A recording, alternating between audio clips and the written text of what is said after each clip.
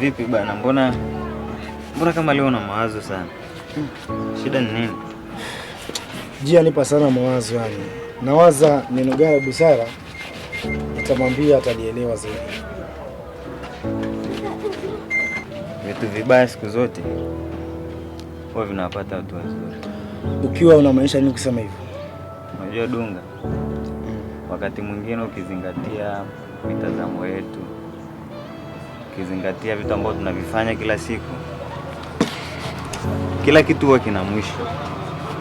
Lakini mwisho huu umekuja ghafla sana. Wewe na Jim mlikuwa mnapendana sana. Yeah, kweli. Naona kabisa mwisho wangu mimi na Yesu mzuri.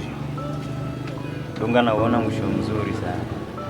Unajua siku zote mwisho huwa sio mzuri kwetu, lakini mwisho ni mzuri sana sababu unatimu.